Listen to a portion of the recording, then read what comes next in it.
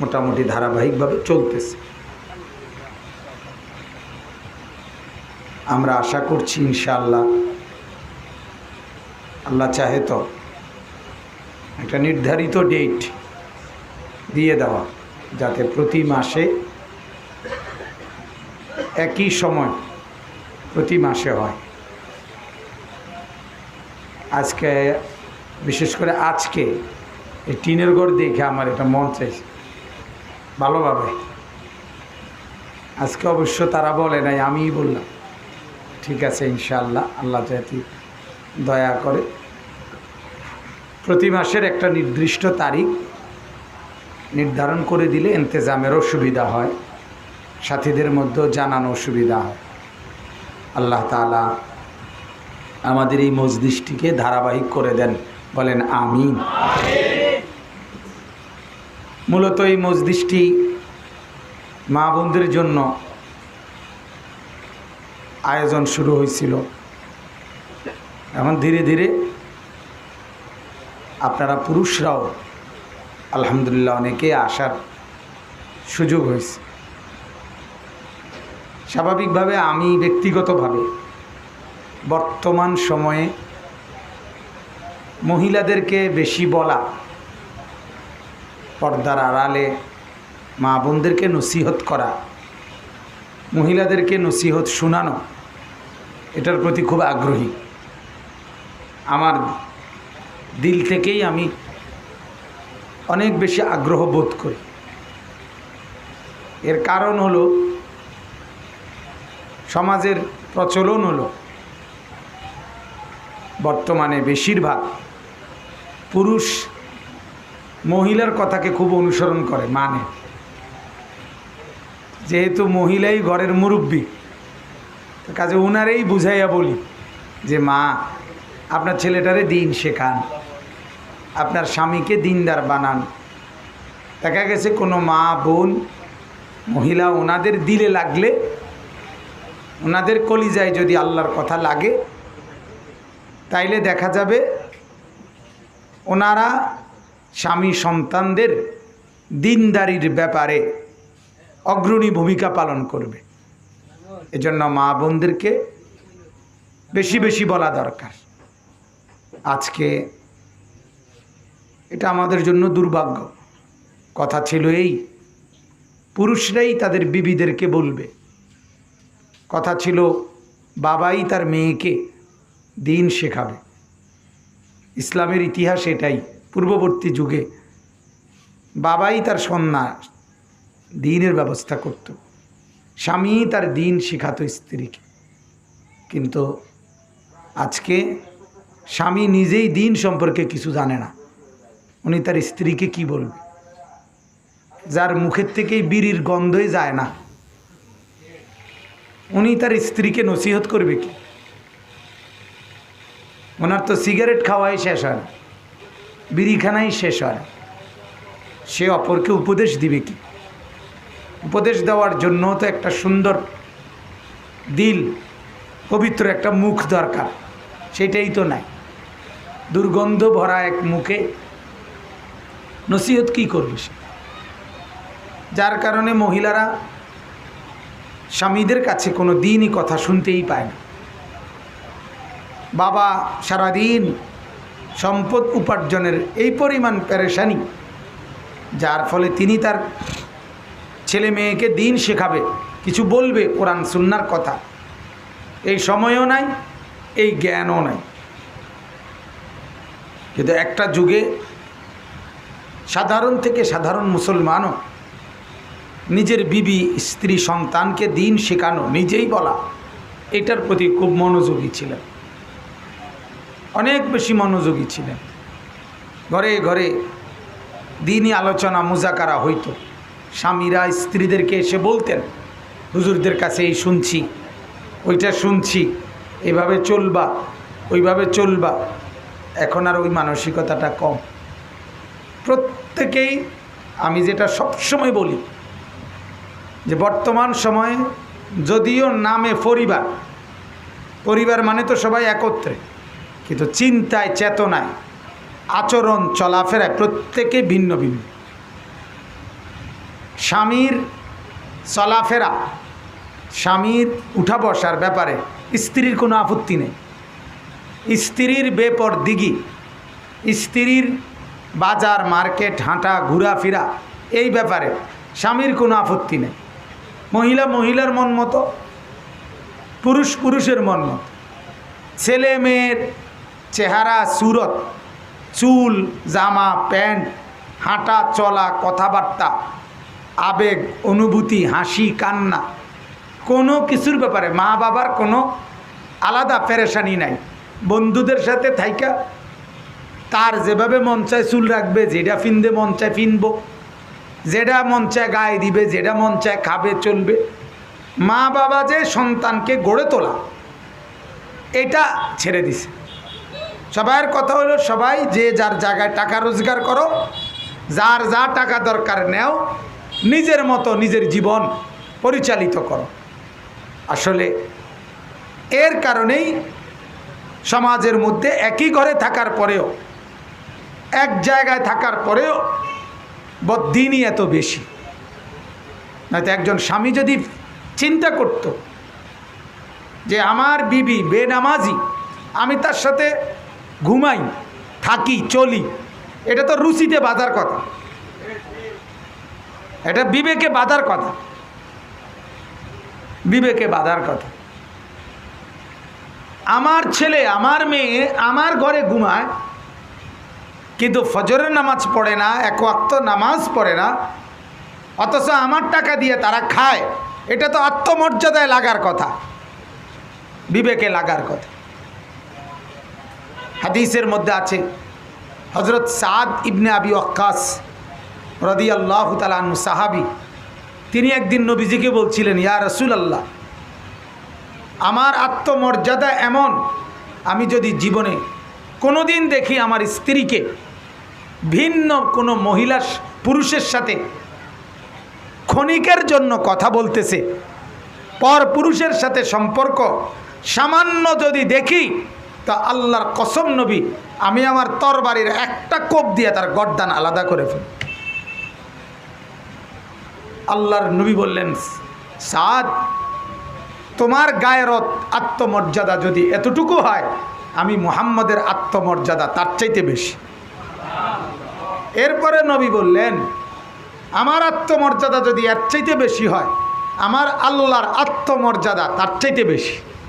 এজন্য নবীজি বলেন, এই কারণে আল্লাহ তাআলা ওই নারী, যেই নারী ভিন পুরুষের সাথে কথা বলে, ভিন্ন নারী পুরুষের সাথে কথা বলে, অবৈধ সম্পর্ক করে, তো আল্লাহ তাআলা 500 বছর দূরে থাকতেও জান্নাতের ঘ্রাণও তার নাকে লাগতে দিবেন না।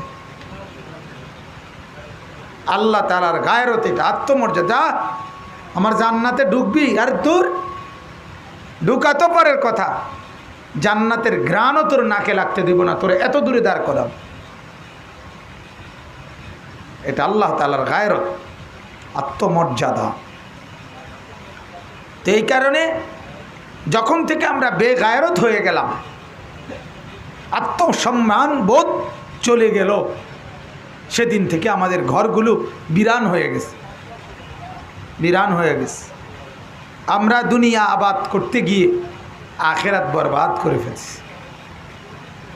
একটা কিতাব আছে, প্রসিদ্ধ কিতাব, ওলামায়ে কেরামের কাছে খুব প্রসিদ্ধ, হযরত মাওলানা আশিকে ইলাহি বুলন্দ শহরি রহমতুল্লাহ আলাইহি, ওনার লিখিত কিতাব মরনে কে বাদ কিয়া হোগা। এটা এই ভারতীয় উপমহাদেশে সবচেয়ে বেশি জনপ্রিয় যেই কিতাবগুলো, এর মধ্যে এটা একটা, মরণের পরে কি হবে। বইটার বাংলা অনুবাদ আছে শত শত, বহু কোম্পানির।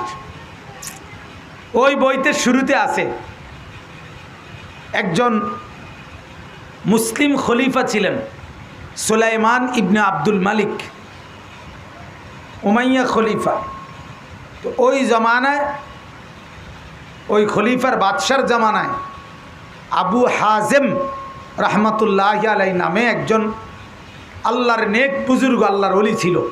তো বাদশাহ একদিন ওনাকে বাদশার দরবারে আইনা ওনাকে জিজ্ঞাসা করছে, হুজুর, আপনি আমারে বলেন তো, আমরা মৃত্যুকে এত ভয় পাই কেন, মরতে চাই না কেন?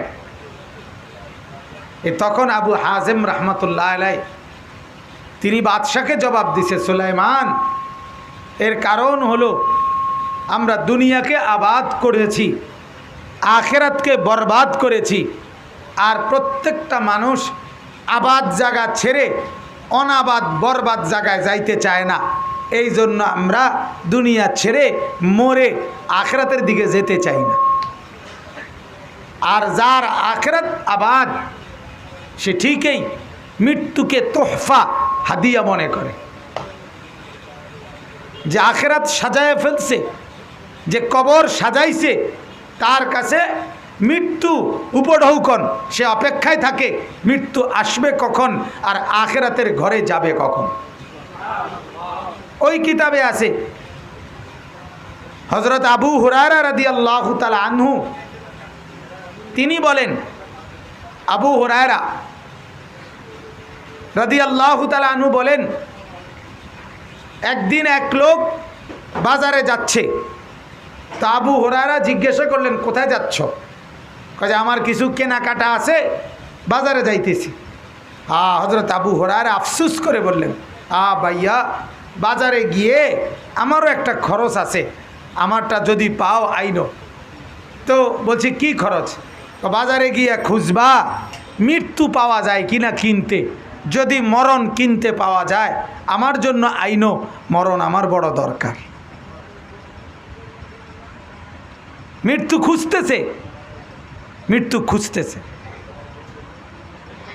আল্লাহর নবী সাল্লাল্লাহু আলাইহি ওয়াসাল্লাম বলেন, হাদিস, ইউহিব্বুল ইনসানু আল হায়াতা ওয়াল মাউতু খায়রুন লিনাফসি।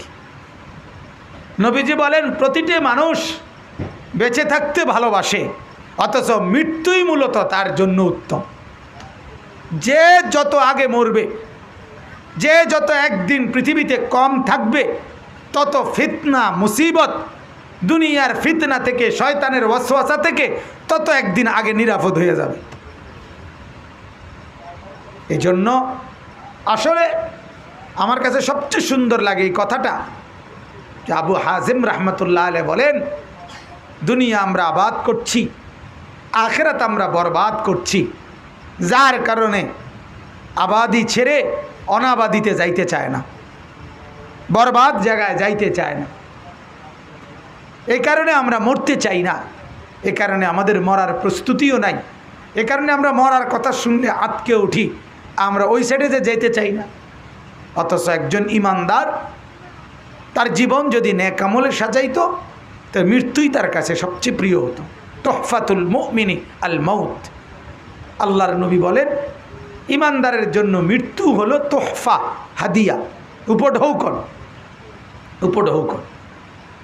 এই জন্য আমরা আখেরাতের প্রস্তুতি, মরণের প্রস্তুতি, পরকালের সৌন্দর্য, আখেরাতের কল্যাণ, এগুলোর জন্যই আমাদের এই মজলিস, আমাদের এই আয়োজন, আমাদের এই ইসলাহি বয়ানাত। আসলে ঘুরে ফিরে প্রতিনিয়ত আমরা মুসলমানের মাদের কাছে, বোনদের কাছে, বাবা ভাইদের কাছে ঘুরে ঘুরে ঘুরে ঘুরে প্রতিদিন প্রতিদিন একই কথা ফেরি করি, এক কথাই বলি যে ভাইয়া, আখেরাত সাজান, কবর সাজান, পরকাল সাজান। এটা দুনিয়া শেষ না, এটা দুনিয়া শেষ না, এটা চূড়ান্ত টার্গেট হওয়ার মতো জায়গা না, এটাই চূড়ান্ত ঠিকানা না। এই কথা যে যত আগে বুঝছে সে তত লাভবান হয়েছে। আমি যদি বুঝতাম আমি লাভবান হইতাম, আপনি যদি বুঝতেন আপনি লাভবান হতেন। মা আর বোনেরা যদি বুঝতো তারাই লাভবান হতো। যে বুঝছে সে কামিয়াব, যে বোঝে নাই সে বরবাদ, সে বরবাদ।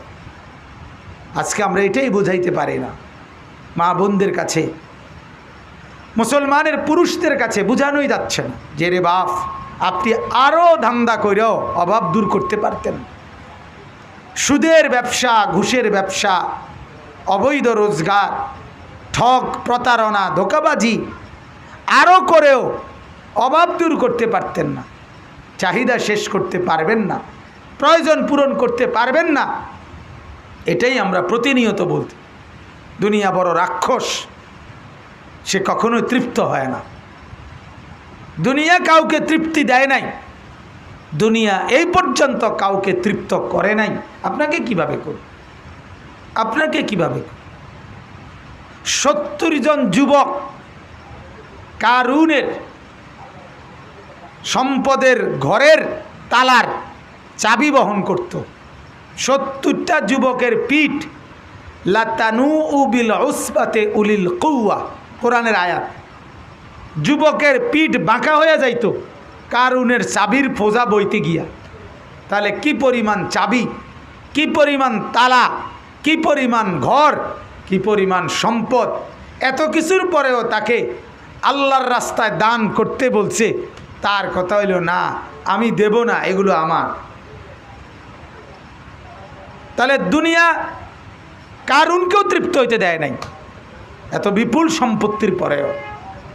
এরপরেও তার চাওয়া শেষ হয় নাই। তাহলে আমার আপনার শেষ হবে কিভাবে?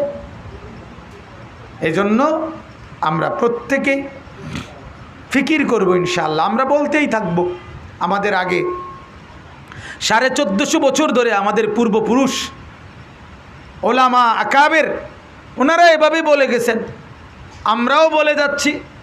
আমাদের পরবর্তী ইনশাআল্লাহ আবার নতুন প্রজন্ম রেডি হইতেছে, ওনারাও বলবে ইনশাআল্লাহ।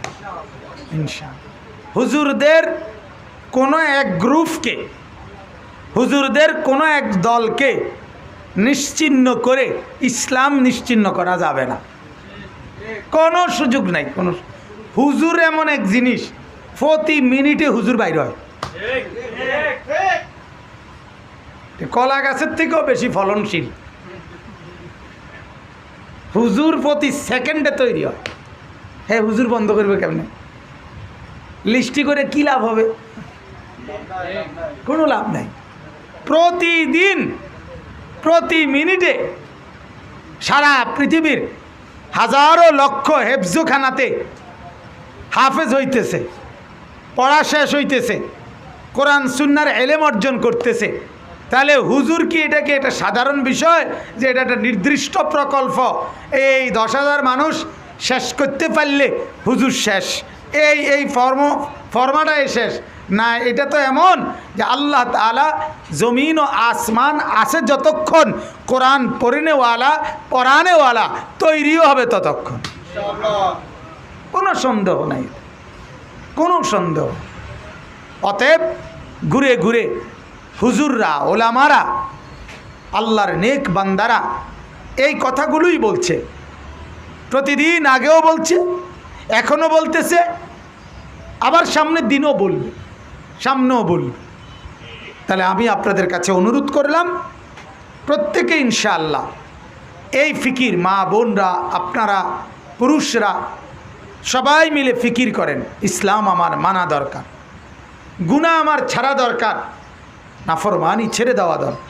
যেহেতু আমাকে ঘুরে ঘুরে আল্লাহ, বড় আশ্চর্য এই কথাটা আল্লাহ এতবার কইছে যে বান্দা এই যাই করো না করো নজরুল, আমার কাছে কিন্তু ধরা খাইবা। এই যে এই কথাটা আল্লাহ কতবার বলছে, বহুবার। এই তুমি এরম করো কা, এমন করছো কেন বান্দা? যত কিছুই করো না কেন আমার কাছে আসতা না, আমার কাছে আসতা না?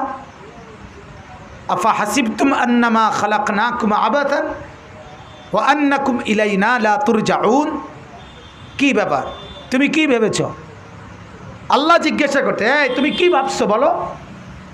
আমি কি তোমাকে এমনি এমনি বানাইছি না? আরে একটা কুমার মাটির একটা পাতিল, মাটির একটা ছোট্ট পাতিল, এটাও তো সে বেহুদা বানায় না। তা আমি রব্বুল আলামিন 9 মাস এত সুন্দর করে, আরে আমি আল্লাহ চাইলে 1 সেকেন্ডে বানাইতে পারতাম। সেখানে তোমার মতো একটা মানুষকে 9টা মাস আমি আল্লাহ তোমার মায়ের পেটে রাইখা তোমারে সাজাইয়া সাজাইয়া বানাইছি এদ্দুর চাইছি কমপক্ষে 1000 বার, 1,00,000 বার হইল কিনা, কেমন দেখায়, সুন্দর কিনা, এভাবে ধীরে ধীরে 9 মাসে তোমারে বানাইছি। এমনি এমনি না, কোনো উদ্দেশ্য নাই, কোনো টার্গেট নাই। এই তুমি বন খাইবা, বিড়ি খাইবা, চা খাইবা, আর দোয়ানে বইয়া গপ মারিবা, এর লেগে বানাইছি তোমার কেন? এটা বুঝি একটা কাম? এটা বুঝি একটা কাম? আর আমনে বেড়িয়ে শুধু বাজারে যাইবেন, আইয়া গিয়া কতক্ষণ পাউডার চুনু ডলবেন আর টেলিভিশন চাইবেন আর ভাত কতুটি রাইন্দা খাইয়া ঘুমাই লাইবেন, এই কাম কেন? এই জন্য বানাইছেন আল্লাহ। হায় হায়, একবার ভাবা উচিত যে কি এটা কি কথা, এটা কেমন কথা? আমি এতটা বেহুদা মানুষ, বিবেক সম্পন্ন ব্যক্তি হয় কিভাবে? এরপর আল্লাহ তাআলা বলেন ওয়া আন্নাকুম ইলাইনা লা তুরজাউন, বলো বান্দা তুমি কি এই ভেবেছ যে আমার কাছে আসতে হবে না? আমার কাছে আসতে হবে না? কোথায় যাবা আমারে বাদ দিয়া? ইলাল্লাহি মারজিউকুম জামিআ, আল্লাহ বলে সবাই তোমরা আমার কাছে ফেরত আসতে হবে, যেদিকে যাও আমার কাছে আসতে হবে। সুম্মা তুরাদ্দুনা ইলা আলিমিল গায়বি ওয়াশ শাহাদা, সবাইকে ফেরত আনা হবে সব জাননেওয়ালা আল্লাহর নিকটে, আমার থেকে তুমি পলায়ন করতে পারবা। আল্লাহ তাআলা বলেন জমা করবই আমি। আমরা হাদিসে ওই মরণের পরে কি হবে ওই যে বইটা বললাম, ওটার মধ্যে আরেকটা সুন্দর ঘটনা আছে। বনি ইসরাইলের জামানায়, আগের যুগে এক ব্যক্তি খুব দুষ্ট প্রকৃতির ছিল। তো তার ছেলেদেরকে মৃত্যুর সময় বলছে আমার মৃত্যুর পর তোমরা আমার লাশকে প্রথমে আগুনে ফুরাইবা, এরপরে ছালিগুলা দুই ভাগ করবা, করে এক ভাগ সাগরের পানিতে ভাসায় দিবা, আরেক ভাগ বাতাসের মধ্যে উড়াইয়া দিবা। কয় কেন? ছেলে ঘরে বাপে বলতেছে তোমরা জানো না ফুত, আল্লাহ যদি লাইন কাদার আল্লাহ যদি সক্ষম হয় আমারে দৈত্যে, মানে আল্লাহ যদি আমারে দৈত্যারে, তো লাইউ আযিবান না, আমারে এমন আযাব দিবে, লাইউ আযিবুহু আহাদাম মিনাল আলামিন, জগতে কাউরে যে শাস্তি দিছে না, আমারে যদি দৈত্যারে হেবড়া, তাহলে আমার এই মাইটটা মারব, যাতে করে আমারে কোনোভাবে দৈত্য না পারে। তোমরা এই বুদ্ধিটা করবা। হাদিস রাসূলুল্লাহর হাদিস। লোকটির মৃত্যুর পরে সন্তানরা ফাআলুহু, বাবার কথা মতো ওইভাবে করছেন। ফাআমারাল্লাহুল বাহরা, হাদিসে আছে আল্লাহ নবী বলেন আল্লাহ তাআলা তখন সাগরকে আদেশ করলেন ফাজামাআ মা ফিহি, সে তার মধ্যে লোকটার যত কণা আছে সব একত্র করে দিছে। ও আমারাল্লাহুল বাররা, আল্লাহ তাআলা এবার শুকনো মানে জমিনকে, স্থলভূমিকে আদেশ করলেন, সে বাতাসের মধ্যে উড়ন্ত তার সমস্ত ছাই একত্র করে দিছে।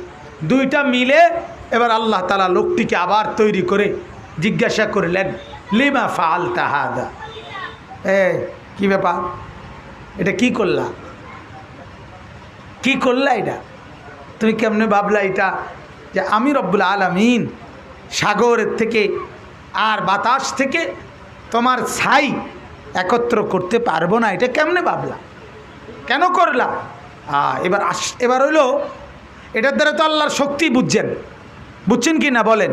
কিন্তু মজার কথা, এরপরে মজার কথা হইল আল্লাহর দয়াটা শোনেন, রহম, আল্লাহর মাগফিরাতটা কেমন। এই লোকটা তখন বলছে, হাদিসে আছে, আল্লাহকে উত্তর দিলেন। আল্লাহ যখন বললেন কেন এমন করলা বান্দা, আল্লাহর বান্দা তখন বলল মিন খাশিয়াতিকা ইয়া রব, হে আমার মাওলা, আপনার ভয়ে এটা করছি, আপনারে আমার মৃত্যুর সময় ওই সময় হইল আমার ভয় লাগছে, আপনি দৈত্যাল্লে আমারে খুব শাস্তি দিবেন, আপনার ভয়ে করছি। হাদিসে আল্লাহর নবী বলেন ফাগাফারা লাহু, আল্লাহ তাআলা বলেন যা এটুকু হলেও তো এতদূর ভয় করছো, এই ভয়ের কারণে মাফ করে দিলাম, যা মাফ। সুবহানাল্লাহ, এমন দয়ালু মনিব যিনি, এমন মেহেরবান যিনি, এমন গফুর রাহিম যিনি, এরপরেও যে জাহান্নামী যাবে, এরপরেও যে শাস্তি ভোগ করবে, কি পরিমাণ বদনসিব হইলে, কত কপাল মন্দ হইলে এটা করতে পারে, কত কপাল, এত বেশি মাফ করে যিনি, এরপরেও এত বড় মাফের জাল, এত বড় বেষ্টনীর ভেতরও তুমি ঢুকতে পারলা না, কদ্দুর জায়গা পাইলা না, তোমার মতো দুর্ভাগা। এত বড় প্যান্ডেলের ভিতরেও তুমি কদ্দুর বইতাইলা না, তোমার মতো বদনসিব আর কেউ। ব্যাপারটা এমন না? আল্লাহ যেন বলতেছে আমার এত বড় মাগফিরাতের বেষ্টনী, এত বিশাল মাগফিরাত আমার, কতজনে নিল, কতজনে গ্রহণ করলো, তো তুমি নিতে পারলা না। আসলেই তুমি মন্দ কপাল, আসলেই তুমি পাষাণ। এজন্য হাদিসে আছে, আল্লাহর নবী বলেন আল্লাহ তাআলা বহু রকমে, বহু আইটেমে, বহু পদ্ধতিতে বান্দার মাগফিরাতের ব্যবস্থা রাখছেন। তবুও যে বান্দা দুনিয়ায় থাকতে আল্লাহর কাছ থেকে মাগফিরাত নিতে পারে নাই, মূল কারণ হলো এই কারণ যে এই লোকটা নিজের ব্যাপারে সিদ্ধান্তই নিছে আমি আগুনে জ্বলবই। এটা তার দৃঢ় সিদ্ধান্ত যে আমনে আমারে যত কথাই বলেন আমি বেহেশতে যাইতাম না, আমনে জোর করলেও নাকি মিয়া, কথা বোঝেন না? যেখানে আল্লাহ তাআলা সামান্য সুতায় মাফ করে দিতে রাজি, হে ওটাও নিত না। এর কথা হলে আমি মাফ নিতামে না, আমি মাফ নিতামে না। আমি কিয়ের সবে বরাত আর কিয়ের সবে কদর, কিসের রমজান আর কিসের ঈদ, আমার কিচ্ছুর দরকার নেই। আমার দোয়ানদারি, আমার অটো এটাই সই, আমার সিএনজি আমার এটাই সই, আমার টেলিভিশন এটাই আমার ঠিক, আমার চা দোয়ান এটাই আমার ঠিক। কিয়ের রোদ কিয়ের বৃষ্টি, হুজুররা রিতান দইরা আমার কুলাইতো না, আমরা রিতান সম নাই। অনেক অনেক নাফরমান আছে, হুজুর আমরা গায়ে খাইটা পয়সা কামাই, আপনারা রেডি ধরে বইয়ে থাকলে আমরা চলতো না। না রে বাপরে, আপনি একটা চালাক আর আমরা বেকুব সব। হ্যাঁ, আপনি একটা বুদ্ধিমান হয়েছেন, আপনি একটা চালাক হয়েছেন, আর আমরা সব সিরিয়াসা ভাই, আপনি বুঝে রয়েছেন। এজন্য আমরা প্রত্যেকেই ফিকির করি, মা বোন পুরুষ নারী প্রত্যেকেই ফিকির করি যে আল্লাহ তাআলার ওয়াসি ব্যাপক মাগফিরাত থেকে